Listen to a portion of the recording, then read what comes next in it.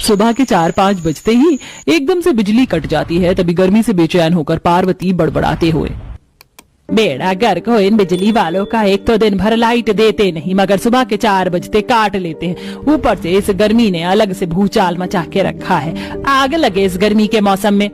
गर्मी से पसीने पसीने होकर 5 बहुएं भी उठकर बैठ जाती हैं। गुंजा बहू दरवाजा खोल दे, गर्मी से मन बड़ा बेचैन बेचैन सा हो रहा है। थोड़ा मटके का ठंडा पानी भी पिला देना। जी माँ जी अभी देती हूँ।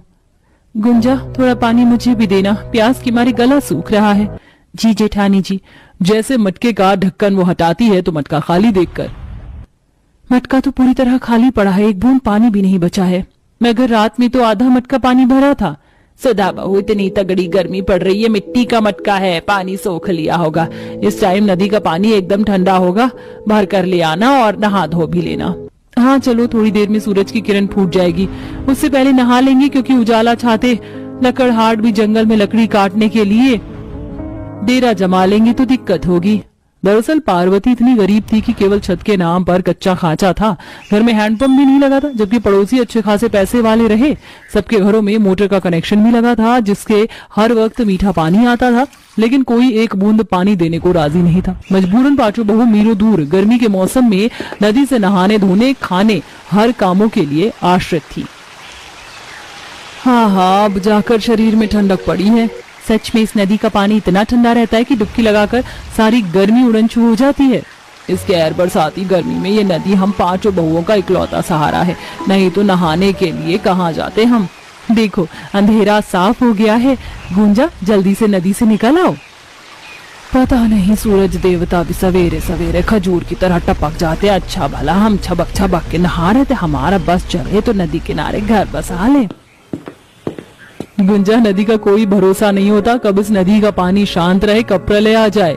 किरण नदी से मटकी भरती है और 5 जंगल से होते हुए घर की तरफ चल देती हैं। बाहर की तुलना में जंगल के अंदर कितनी ठंडक है। इस जंगल के अंदर पेड़ पौधों की तादाद ज्यादा है और इतनी छायादार पेड़ है जिससे धूप की किरण नहीं पड़ती है। तभी फुलवा थोड़ी दूरी पर एक पुराने पेड़ से पत्ते झड़ते देखती है। अभी तो पतझड़ का मौसम भी नहीं है, फिर इस पेड़ के पत्ते क्यों निकल रहे हैं। फुलवा हर एक पेड़ अपने ऋतु में फल देते हैं। अभी गर्मी का मौसम चल रहा है, इसलिए देखो सब आम के पेड़ पर बौर लगे हैं, थोड़े दिन में आम ही लग जाएगी। सही है, फिर थोड़ी आम चुनकर अचार डाल लेंगे। कभी कभी सब्जी खरीदने के पैसे नहीं होते तो अचार से काम चल जाएगा। तभी रत्ना 2 लकड़हारों को बांस की लकड़ी काटते देखती है। अरे रघु, इस बांस की टहनी तो पूरी तरह से कच्ची है, मंडप बनाने में काम नहीं आएगा, इसे यही छोड़ दे। तभी रत्ना का जुगाड़ू दिमाग चलता है। भैया जी, अगर ये बांस की टहनी आपके कामकाज की नहीं है तो मैं ले लूं। हाँ ले लीजिए बहन जी। मगर रत्ना तुम इस बांस का करोगी क्या। इस बांस से बहुत जुगाड़ू चीजें बनती हैं। देखो इसमें कितने कच्चे कच्चे लचीली शाखा है, इसे काट कर बहुत सारा दातून बन जाएगा। पता है गांव देहात के लोग किसी दंत मंजन का इस्तेमाल नहीं करते, बल्कि इसी से मुंह धोते हैं। उनके दांत भी हीरे की तरह चमकते हैं। बाकी इसकी मोटी डंडियों और थोड़ी बहुत घास से मैं हवा करने के लिए पंखा भी बना सकती हूँ। वैसे घरेलू चीज बनाने के मामले में तुम्हारा दिमाग बड़ा जुगाड़ू है।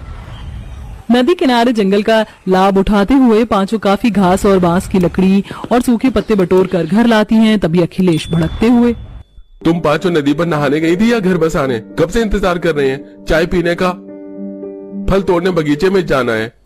देवर जी आप गुस्सा मत कीजिए, मैं चाय चढ़ा देती हूँ। रहने दीजिए भाभी, पहले ही देर के चक्कर में आज मक्खन चंद से गाली खानी पड़ेगी। बगैर कुछ खाए पिए 5 बगीचे में आ जाते हैं, जहाँ माखन लाल छतरी में बैठा ठंडे फल खा रहा था। इस बार तो मेरे बगीचे में एकदम चीनी जितने मीठे खरबूजे हुए हैं। ये फल बाजार में अच्छे दाम में बेचूंगा। नमस्ते नमस्ते सेठ, आज कौन से पेड़ के फल तोड़ने हैं? अरे क्यों रे नमक हराम, रोज का धंधा बना लिया है देर से आने का, और दिहाड़ी भी पूरी चाहिए। तुम बड़े तेज हो। सेठ माना कि हम देर से आए हैं, लेकिन जितने की दिहाड़ी तुम देते हो उससे डबल का काम करवाते हो। 40 रुपए 50 रुपए दिहाड़ी में गुजारा भी नहीं चलता है। अरे तो किसने कहा है मेरे बगीचे में आने को? कहीं और बढ़िया नौकरी चाकरी मिलती हो तो जाकर कर लो। मेरी दिहाड़ी से 2 टाइम की रोटी खाते हो, वरना कटोरा लेकर भीख मांगनी पड़े। माखन चंद गरीब मजदूर की मजबूरी का फायदा उठाते हुए जूते की नोक पर काम करवाता है। अब मेरे सिर पर क्यों खड़े हुए हो? तुम दोनों फल की बोरी लगाओ ट्रक में, और तुम दशहरी मालदे आम तोड़ जाकर। सब भयंकर गर्मी में बगीचे में काम करने लगते हैं। तभी तेज आंधी तूफान उठता है और मौसम खराब होने के साथ बारिश चालू हो जाती है। हमारा मकान कितना कच्चा कमजोर हो गया है कि जो थोड़ी सी बूंदाबांदी भी नहीं सह पाता और छत टपकने लगती है। सीधा बहू एक बाल्टी भंडार कोने के पास लाकर लगा दे, चूल्हा भीग रहा है। माँ जी सारी बाल्टी बर्तन सब लगा दिया, कुछ भी नहीं बचा है लगाने के लिए। तभी तूफान में मकान की छत उड़ जाती है। बरसात में भीगते पांचों घर लौटते हैं। ये घर में इतना सारा पानी कहाँ से भर गया? अरे कब से बोल रही थी मैं तुम सबको छत पक्की करवा लो।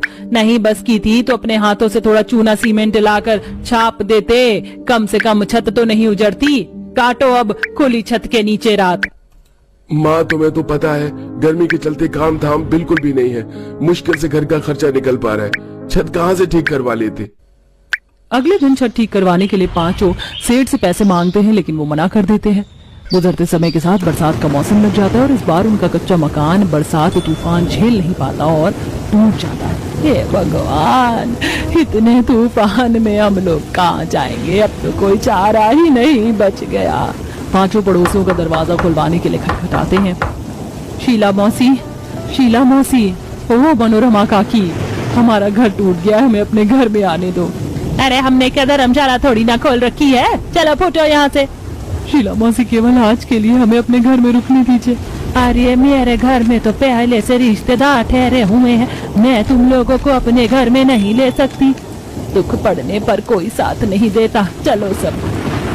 तूफान का घना मंजर देख पांचों नदी किनारे आ जाती हैं और एक विशाल पेड़ के नीचे शरण लेते हैं। वहीं पंछी परिंदे जीव जंतु अपने अपने खोखले पेड़ के घर में छिप रहे थे। तभी किरण कठपुड़वा पंछी को पेड़ में गड्ढा करके घर बनाते देखती है।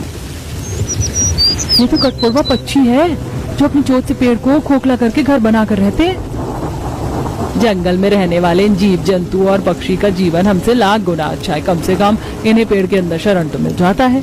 तभी रतन एक पेड़ पर बंदर और उसके बच्चों को शरण लिए देखती है, जिससे उसे जुगाड़ आता है। अगर हम चाहें तो इनके समान अपने परिवार के रहने के लिए पेड़ पर आश्रम बना सकते हैं। पास के पास नदी है, हमें दूर सफर तय करके यहाँ तक आने की आवश्यकता भी नहीं पड़ेगी और यहाँ का वातावरण भी कितना ठंडक है। रत्ना का जुगाड़ सुझाव सबको काफी पसंद आता है। बरसात छूटने के साथ सब काम चालू कर देते हैं। जुगाड़ तरीके से पत्थरों को पैना करके औजार बनाकर लकड़ियाँ काटते हैं। इस पेड़ का तना काफी मोटा है, इस पर हमारा पेड़ घर आराम से टिक जाएगा। क्योंकि वो पेड़ नदी के बिल्कुल पास में था, अब पांचों बहू घर बनाने में पतियों का सहयोग करती और सीढ़ी बनाकर साथ ही पेड़ की जड़ों तक जाने वाले हिस्से में जुगाड़ लगाकर रसोई बनाती हैं। वहीं सास नदी किनारे ही मिट्टी से चूल्हा बनाती है। अरे वाह माँ जी, आपने क्या बढ़िया जुगाड़ लगाकर चूल्हा बनाया, अब खाना बनाना एक बार में निपट जाएगा। अरे बहुओं, तुम लोगों की देखा देखी जुगाड़ लगाना सीख लिया। अब इस 4 मुंह वाले चूल्हे पर एक ही बार में दाल चावल रोटी सब्जी बना लेना।